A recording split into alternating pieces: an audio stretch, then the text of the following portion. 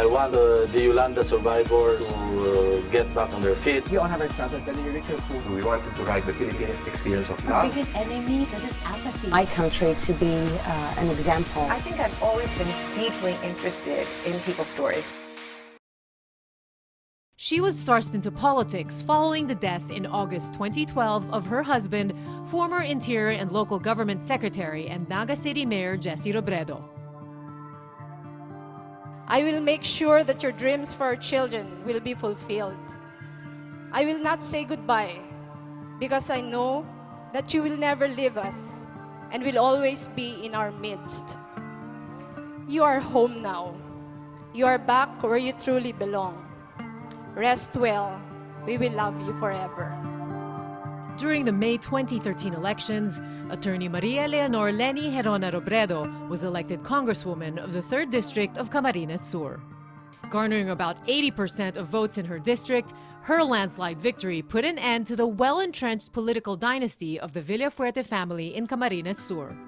Robredo's work, including legislation of the Full Disclosure, People Empowerment, and Freedom of Information bills, seeks to institutionalize the initiatives that her husband started, hinged on transparency, accountability, and people participation. Robredo is also chair of the Jessie M. Robredo Foundation and a board member of the Kaya Natin Movement for Ethical Leadership. Robredo's work with women and other marginalized sectors, plus having Jessie Robredo as a mentor, certainly prepared her for an unplanned political career.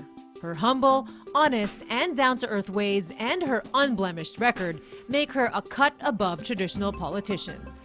She has been well lauded for this. In 2012, she received the Freedom Flame Award from the Friedrich Naumann Foundation for Freedom Philippines. Robredo and her 3 children, Aika, Trisha, and Jillian, were given the flame for their courage during a difficult year and for being beacons of hope for Filipinos who wish for better governance.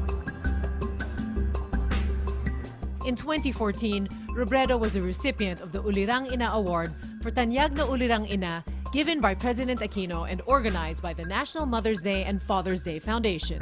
She is also the recipient of the Inclusive Democracy Award, given by the University of the Philippines National College of Public Administration and Governance.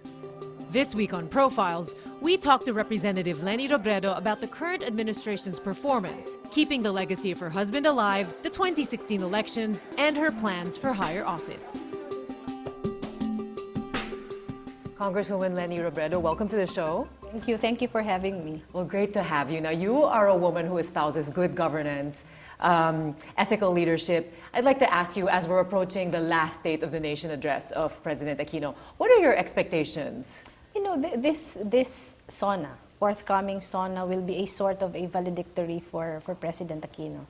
I would want to hear him summarize everything that he did in the past 5 years and point to us the gains that we have experienced out of Daang Matuwid. So I would want him sana to outline everything that he did and what those are doing for us now. Yes. Last week, Malacanang released a statement, kind of a preview of the SONA. And of course, a lot of the content is a reaction to Vice President Binay's accusations, of palpak and manhid. I don't want to be very general about it, but at least in my district, parang there are so many projects right now.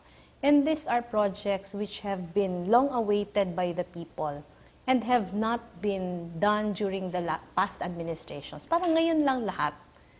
Parati kong ine-explain sa constituents na hindi ba kayo nag-wonder bakit nagagawa ngayon at noon hindi? Nagagawa ngayon kasi government has more money now eh. Parang we have more hospitals now, our roads are better, we have more classrooms. Kulang pa. Talagang kulang pa, pero I think this administration deserves credit na marami na talaga pinagbago. There was a time when the president's popularity ratings went down and you strongly supported the president in saying he should not step down because people were calling for him to step down. Yeah, ano naman yun eh. Di ba ang administration parati yung you can't have everything all at once eh. Yeah. It's always a roller coaster ride. I am happy that yung medyo down yung administrasyon, we all kept the faith. And this administration did not budge. Parang it continued surging forward. And I think at the end of the day, people will appreciate Let's talk about some of the work that you've done. Of course, you were catapulted into politics when your husband's secretary. Without any preparation at all. How was that? Yeah, how did that feel like after Jessie Robredo passed away? Suddenly you were thrown. Yeah, you know, at first I was very unhappy about it. At first I felt like namamatay pa lang yung asawa ko. Parang I was being parang thrust into something that I did not like. Pero you know, when I finally filed my certificate of candidacy, it was day one of work already. I had to go around. And parang I felt that there was a reason for it. Parang there was a vacuum. Parang right now, I already feel like it's a privilege. It's a privilege to have been given the chance to continue where my husband left off. It's a privilege to be in a position where I can continue the legacy of my husband. One of the first bills you worked on is the full disclosure bill. Ano naman, you know, when I won, I sort of made it a personal mission to make sure that I institutionalized all the initiatives that my husband introduced when he was mayor of Naga and when he was secretary of the DILG. The full disclosure bill, the freedom of information bill. I also filed the people participation in budget deliberation bill. Parang everything is really for good governance. Yes. To make sure that we set the parameters for good governance, and those parameters are really transparency, accountability, and people participation. Exactly, and Naga City is a perfect example of that. When Jessie Robredo was the Yeah. mayor, he really moved the city from third class to first class. Parang in Nagas kasi we were able to prove na we do not have to chart the same course that Yes. many other local government units did. And I love that vision he had. He wanted Bicolanos to be the happiest people. Yeah, And yeah. what is it? Maungmag. Maugmang lugar, happy place. That was his Yeah. vision, and that's what he did. It was by empowering the people. He Yeah. always talked about people as a great resource. And you're doing the same thing. I mean, Oo. participatory I governance. have very big shoes to fill. Parang my only experience was having front view seats into the kind of public servant that he was. And he was very hands-on. He was micromanaging everything. And right now, even if my work is legislative, parang I'm also doing so many things all at the same time because that's the example I had Right. for so many years. So even if you say you were not prepared for the job, in a way, maybe unconsciously, you were prepared through your work as a lawyer, Oo. through your talks with Jessie, you know. Palagay ko yung preparation comes from parang establishing the core. Yeah. Parang it's not really preparation in the sense that I did it step by step, how to do this, how to do that. Parang yung sa akin, I have a core, I have a mission, I have targets. I'm very conscious of starting everything with baselines. I'm very conscious of measuring everything that I am doing. What they said about him, he was results-driven, not so Yeah, much yeah, yeah, development-driven. Because many of Ano our- kasi, parang it is very easy for us to claim that we're for good governance. It is very easy for us to claim that we're for clean government. But unless you are able to translate that into things that the ordinary people can relate to, wala din eh.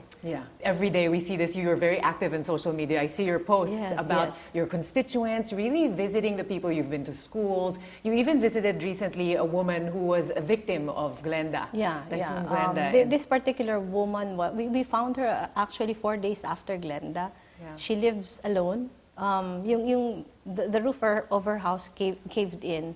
And with the people in the barangay didn't know that she was inside. Until one child was saying that it seems like somebody's inside. So we let the child crawl inside and we found the woman. Out of the generosity of strangers, we were able to build her a small house. She was working again, tumaba na kasi nagagatas. All of a sudden last Friday, she died. Yeah, you And it found was that. a very sad day for all of us. And again, this speaks so much of your kind of leadership. You really are with the grassroots. You really, when you know the people. Ako palagay ko ano yun eh. That's another lesson I learned from my husband. Parang it's one thing to act on requests from barangay officials. May makikita ka mga documents requesting for this and that. Pero ako, I validate myself eh. Ako mismo yung pumupunta. So that I will be able to see for myself how urgent is this request. Yes. And I discovered so many things. Just last week, we visited a school and we saw a very, very, very tiny classroom with 66 kinder students, yung mga ganon. Yeah. We visited a classroom with 38 students but only 9 chairs. Yeah. Yung mga bata na nagko-cross sa hanging bridge na sira. Parang these are things that you only see when you go down the ground yourself. Right, that's Yeah. true. And people have always marveled at how your husband and yourself have been so humble, so low-key. You often travel by bus, By bus, from every Manila week, every to week. back to Naga every week. Yeah. Yeah, and you always talk about quick costume change. Yeah, I do costume changes always, all the Superwoman. time in public restrooms. Pero ano naman, wala naman kaming kaaway, Bitsy. Wala kaming kaaway, so we are not really concerned of security. I think it is very important for public officials to continue being the persons that they were before. Kasi it gives you empathy.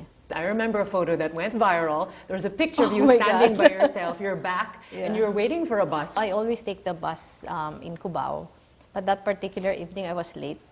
Because of a speaking engagement, I called up the bus company and asked them if I can just wait for them somewhere. And I was advised by the bus company to wait for it at Magallanes Shell. When the bus was coming, I went near. She took a picture of me. Sabi ko nga, worst angle of all. Sabi ko, bakit nagba-viral yung photo kong pinakapangit? I think it's just so inspiring because, again, you walk the talk. You really hear someone we can see and really look up to. Pero I think it is important. It is important for us to go through what the ordinary person goes through. Yeah. For us to be able to appreciate the sacrifice. This is a quote from my husband. Parati niyang sinasabing, hindi sapat yung matino lamang. Kasi marami nagsasabi, matino ako. Hindi din sapat yung mahusay lamang. Pero dapat matino at mahusay at may puso.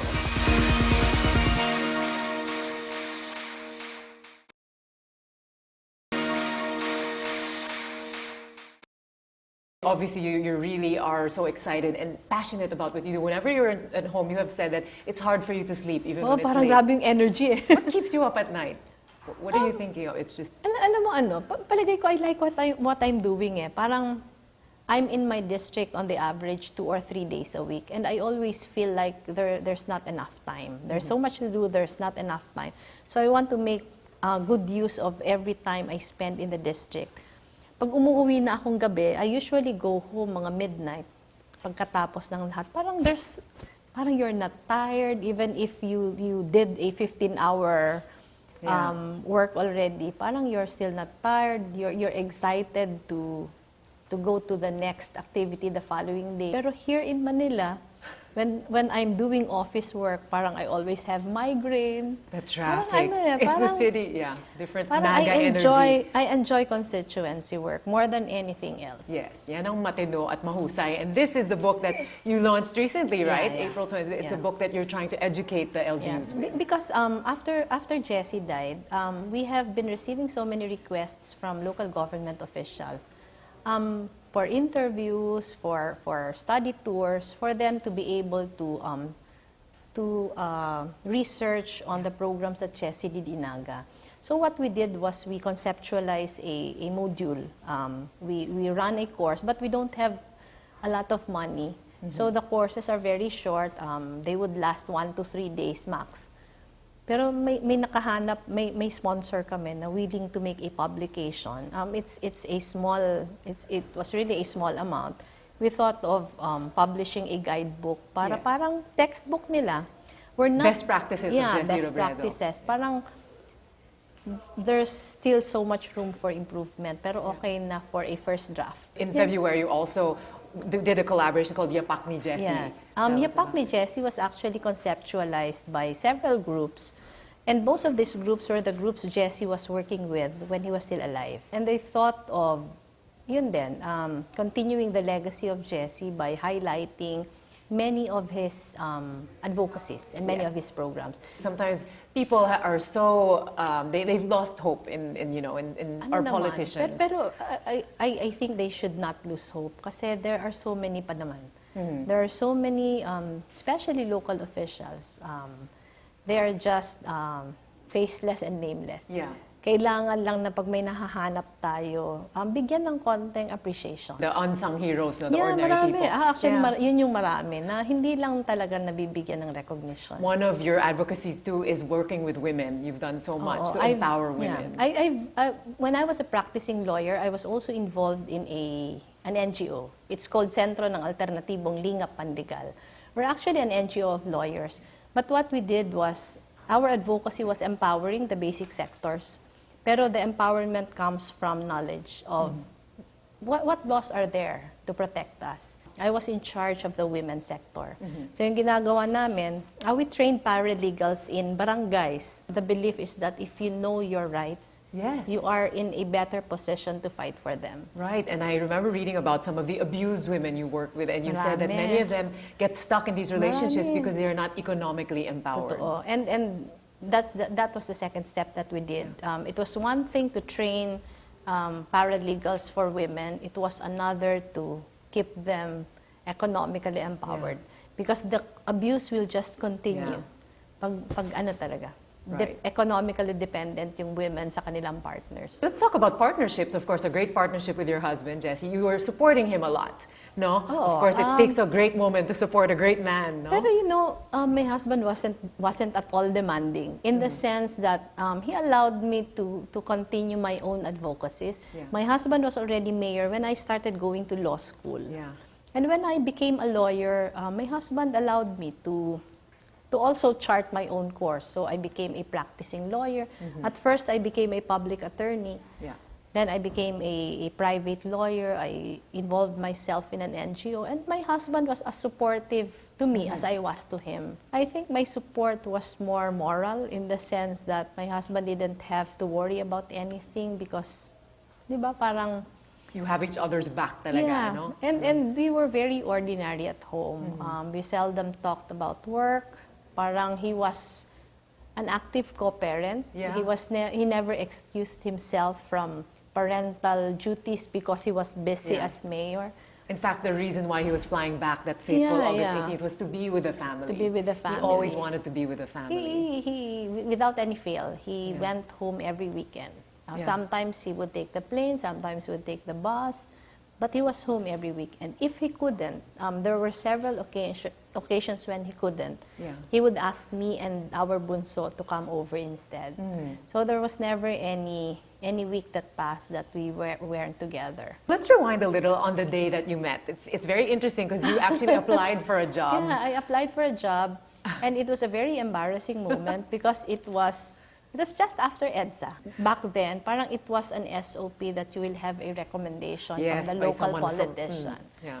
So the highest local politician was a friend of my dad. He was actually Jessie's uncle. I went to him and asked for a recommendation. So when I applied during the interview, when I gave my husband, who was my boss then, when I gave him my application letter, the letter from the politician was on top of it. Nakakahiya kasi he was asking me, what is that? So I told him, a recommendation. What is that for? And he already tried to explain to me that you don't need that, this is another time, etc., etc. So ang pakiramdam ko, hindi na ako matatanggap.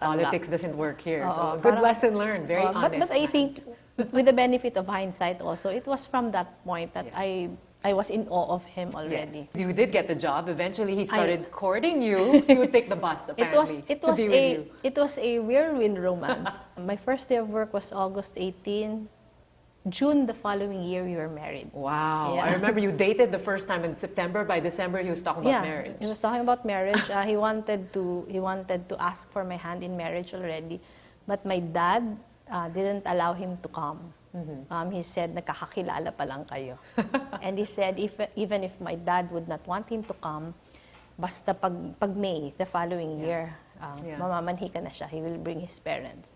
And it would have been your 28th wedding anniversary. June 27 Yeah. would have been. He died right after we celebrated our 25th.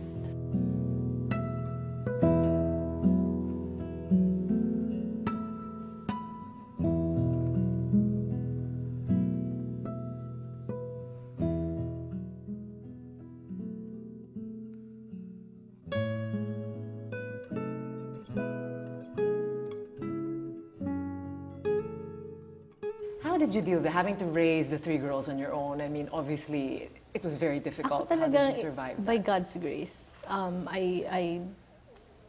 looking back at the more than 2 years, I don't know how I could have made it. Yeah. Because parang all our married lives, I was really sharing the task of parenting with my husband. Parang hindi naman talaga pababayaan ng Diyos. What do you miss most about him? Everything. Parang parang he was the one who was the anchor of the family, really. Parang he was the one who made rules for the family. Dapat lahat na meals magkakasabay tayo, yung mga ganon. And it's difficult in the sense that parang you lost your other half. Yeah. Parang literally, Yeah. you really lost your other half. Tell me about that necklace. There's a necklace that you wear Yeah. all the time. You and your daughters. It's Ano beautiful. siya parang my husband was cremated. Yeah. And meron siyang ash. Nawawalan. Oo, Meron siyang ash sa ayan. loob. It is as if he is with us all the time. We just had a struggle because there were some people who were saying bawal bawasan yung ash. So we had to seek advice from the priest still. Kung pwede mabawasan yung ash para ilagay namin. Pinayagan naman kami. That's something that people are doing, even making it into diamonds. Kaya nga you know, sa probinsya maraming Oo. paniniwala Hindi Oo. matatahimik yung kaluluwa pag hiniwa-hiwalay, mga ganon. Oo. So But in it's this very way, comforting. Yes. Parang kasama mo araw-araw. right. And with your daughters, you raised your daughters so well, no problems with them. You still bring your daughter to school, your youngest to school You're every my day. youngest. But I feel guilty that I am not able to pick her up anymore. You know, when my husband was still alive, I did everything for them. Wala kaming driver Ako lahat. I will go to the office, but it's the children first. Yeah. With the help of my husband. I'm sure they totally understand that. And Oo one naman, of them, oo your naman. eldest is also in government now. And she is already my co-parent now. Yes, right. Now, it might get busier for you because elections are coming up. Now, what are your plans for higher office? Any chance that we might be seeing you run for senator? I'm actually considering a Senate run. It's actually a very big possibility, but I can't say for sure yet if I'm going to make a go of it because I think I have a huge responsibility as far as my district is concerned. We have to do a lot of mind setting as far as governance is concerned, as far as public service is concerned. Pag okay na yun, pwede na. Pwede na ako umakyat. Pero pag hindi pa yun okay, wag muna. Doon lang Hirap muna na. ako. Kailan kaya magiging okay our national government? What kind of leadership do we really need to have? Ako parati itong sinasabi, this is not original, this is a quote from my husband. Parati niyang sinasabing, hindi sapat yung matino lamang. Kasi marami nasasabi, matino ako. Hindi din sapat yung mahusay lamang. Pero dapat matino at mahusay at may puso. Parang pag sinabing may puso, parang yung real empathy with the marginalized. Diba? I think yun yung magiging susi for inclusive growth. Exactly. Well said. Congresswoman Leni Robredo, thank you for bringing so much heart. Thank you for having me. For being matino and mahusay for us. Thank you. Thank you. Maraming Great talking salamat. to you.